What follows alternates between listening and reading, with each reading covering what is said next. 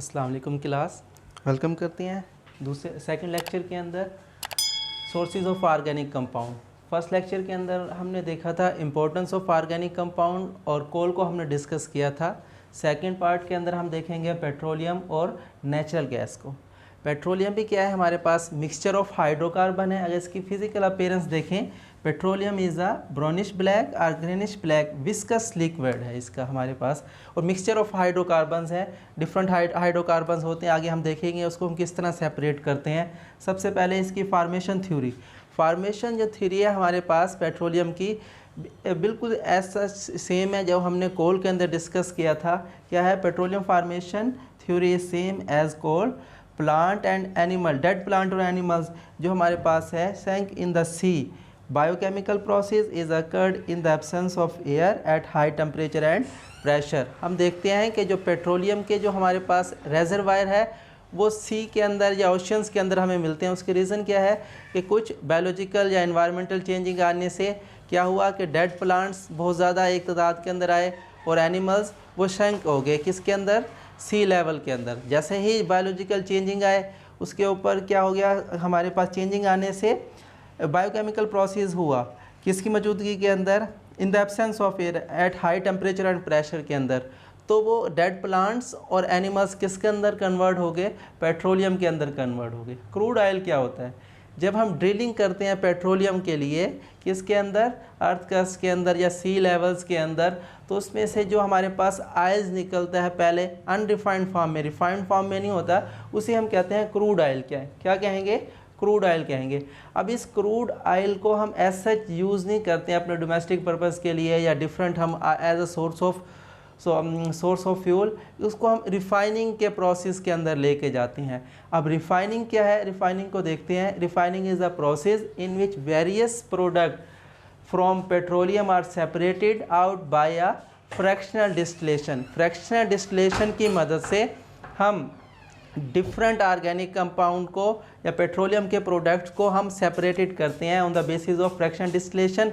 अब fractional distillation क्या है, फ्रैक्शनल डिस्टिलेशन का बेसिक प्रिंसिपल है वो क्या है, the principle of the fractional distillation is based on the separation on the boiling points. Boiling points के बेस के ऊपर हम डिफरेंट ऑर्गेनिक कंपाउंड्स को या पेट्रोलियम के प्रोडक्ट को हम क्या करेंगे, सेपरेटेड करेंगे। अब इसके अंदर देखेंगे जब हम फ्रैक्शन डिस्टिलेशन करेंगे, जो फ्रैक्शन का बॉइलिंग पॉइंट्स कम होगा वो पहले इवेपोरेट हो जाएगा या वोलेटाइल होगा, हम उसको सेपरेट करके कंडेंस करके सेपरेट कर देंगे। जिसका बॉइलिंग पॉइंट ज़्यादा होगा वो उससे पीछे आ जाएगा। इसी तरह डिफरेंट फ्रैक्शंस हमारे पास क्या होंगी, ऑब्टेन्ड होंगी on the basis of their boiling point. जिनका बॉइलिंग पॉइंट्स कम होगा वो जल्दी सेपरेटेड हो जाएंगी, जिनका बॉइलिंग पॉइंट ज़्यादा होगा वो बाद में सेपरेटेड आउट होंगी। फिर हम क्या करते हैं, द क्रूड ऑयल जो हमें क्रूड ऑयल जो हमें हासिल होता है after drilling from there reservoir, तो उसको हम हीट करते हैं किसके अंदर, फर्नेस के अंदर। अप टू 400 डिग्री सेल्सियस तक हीट करेंगे। अब अप टू 400 डिग्री सेल्सियस तक हीट करेंगे। जिस फ्रैक्शन का बॉइलिंग पॉइंट्स क्या होगा, कम होगा, वो पहले क्या होगी, हमारे पास सेपरेटेड आउट होगी। अगर इसके हम फ्रैक्शंस के अंदर हम देखते हैं कि हमारे पास नेचुरल गैस निकलता है, हमारे पास गैसोलीन निकलता है, केरोसिन ऑयल निकलता है। इसी तरह अब जिसका बॉइलिंग पॉइंट्स कम है वो पहले, जैसे हमारे पास नेचुरल गैस है उसका boiling points up to 20 degree Celsius होता है, वो पहले इवेपोरेट होके हमारे पास बाहर आ जाएगी या वोलेटाइल होके बाहर हम निकालेंगे। फिर पेट्रोलियम ईथर हमारे पास होता है, और इसके बाद हमारे पास गैसोलीन ऑयल है। गैसोलीन ऑयल जिसे हम पेट्रोल आम लफ्ज़ों के अंदर यूज़ करते हैं, असल में उसका नाम क्या होता है, गैसोलीन ऑयल होता है। फिर उसके बाद हमारे पास केरोसिन ऑयल्स यूज़ होते हैं, और इसी तरह डिफरेंट वैक्सीज और लुब्रिकेंट्स वगैरह यूज़ होती हैं। लास्ट में जो हमारे पास बच जाता है उसे हम कहते हैं रेजिडुअल ऑयल।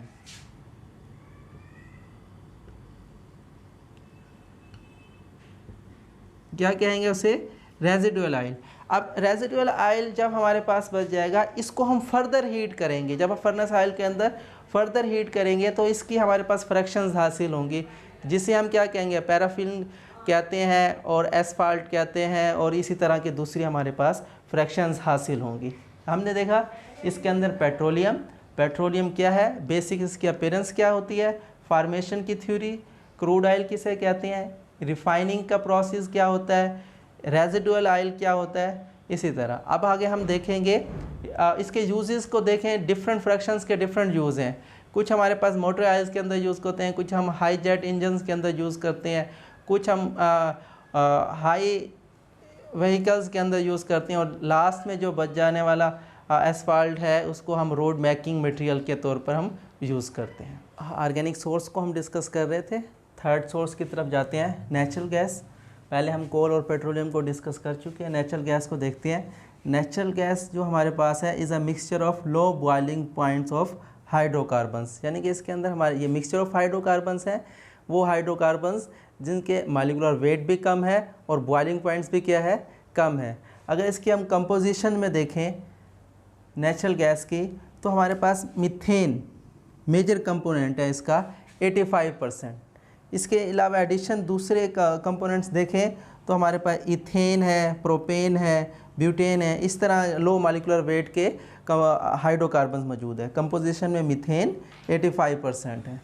अगर इसके हम यूजेस देखें, यूजेस के अंदर देखें कि हमारे इधर पाकिस्तान के अंदर इसका जो चीपर है नेचुरल गैस के जो रेट्स हैं वो कम है, जिसकी वजह से हम इसको यूज़ करते हैं पावर जनरेशंस, जो हमारे पावर थर्मल पावर स्टेशंस हैं या दूसरे पावर स्टेशंस हैं, वहाँ पे एनर्जी के तौर पे यूज़ करते हैं पावर जनरेशन के अंदर। और इसके अलावा हम डिफरेंट इंडस्ट्रीज़ के अंदर एज ए फ्यूज़ के तौर पे हम यूज़ करते हैं। और लास्ट में हम बताएंगे डोमेस्टिक पर्पस के लिए भी हम नेचुरल गैस को यूज़ करते हैं, कुकिंग के लिए या बेकिंग वगैरह की।